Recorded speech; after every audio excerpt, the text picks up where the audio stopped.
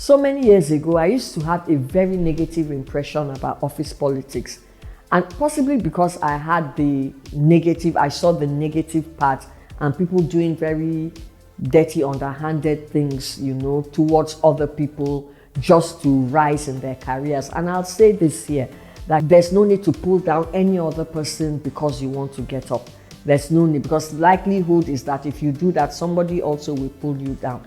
So office politics can be positive. Like I shared in the first part of this topic, navigating office politics for your career growth. So you can actually use it to your advantage if it is approached positively.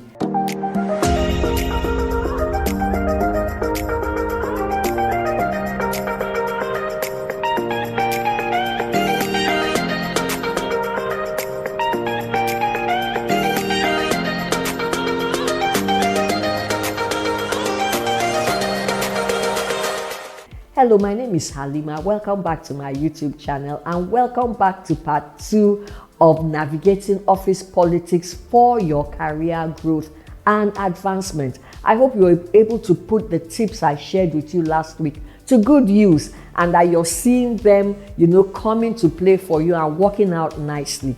Keep at it and ensure that you don't stop. Instead, you will add the tips I'm going to be giving you today.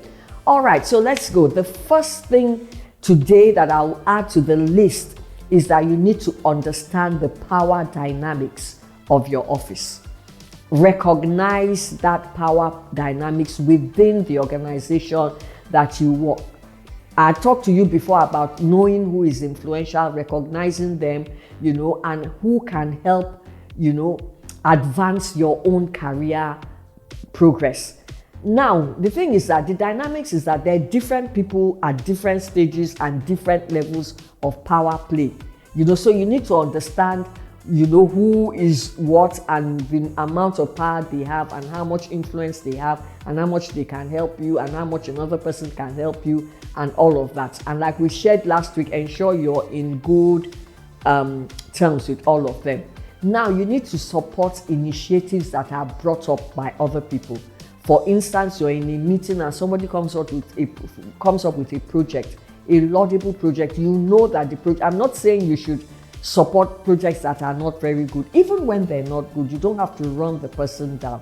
You need to just maybe help the person see, loopholes in that project and what they can do to make it better. But if it's a good project, what do? Whatever initiative it is that would be good, for the general well-being of that organization, support it because it will enhance your reputation.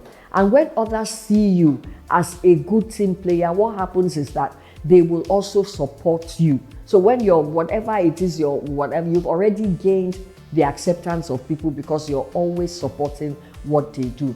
Showcasing your value.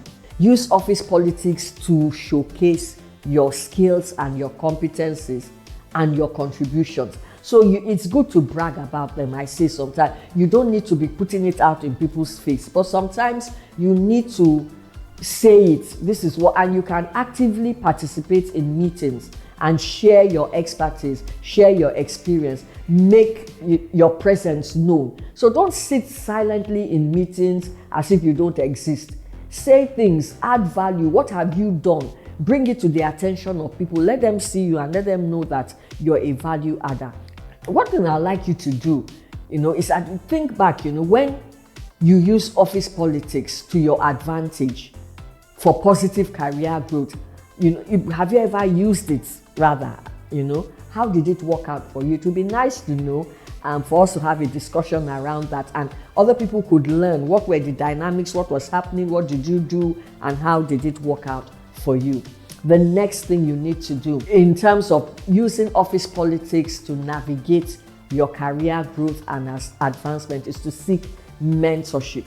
So there are some people that are like successful office politicians, if I can use that word, but what I just mean is that there are people that have gone ahead of you and they've navigated that terrain of office politics and they've succeeded and they've risen to the top, and you could learn a thing or two from them. So seek mentorship, find out from them. their insights, because their insights can provide you with valuable guidance and information that will lead you on your own journey. Then learning from role models. Who is your role model? Observe senior professionals who excel in managing office dynamics. So you look at them, some of them may not even necessarily be in your organization or in your input. If you know them and you know that they've worked in places where there's been a lot of politics and they've come out strong, their names untainted, their good reputation, good success, regardless of whatever, it's good that you look up to them, make them your role model. Whatever strategies that they have used, how did they use it? How did they maintain professionalism? Because sometimes in office politics, people, if you're not careful, you lose professionalism and start to play dirty. So be careful also who you pick as your role models. You don't want people that are going to lead you to do the wrong things. So finally, on this series, what you need to do is to balancing your influence and integrity. So as you navigate office politics, remember to maintain your integrity. Integrity is simply doing the right thing when nobody is, whether somebody is there or they're not there. Just be who you are, maintain your integrity. Use your influence to drive positive change while staying true to your values. So you don't, because you want to play office politics, so to say, doesn't mean that you should lose your values or do things that are contrary to your values or do things that are not proper. You need to maintain your integrity so that nobody accuses you. Sometimes people use office politics negatively and they rise or they seemingly achieve some measure of success. Then something happens and then the whole thing blows up that, oh, this person actually did not do the right thing, or they did this or did that, and at the end of the day they lose out. So I hope you've enjoyed this series and I hope that you have learned. More importantly, I do hope you have learned, and over and above learning, practicing, putting to use all that you have learned is what is going to create that change in your life. So reflect, on a mentor or a role model who has helped you in times past to navigate office politics. Share their impact. They have been, and you could even reach out to them. Maybe it's been a while you've reached out to them.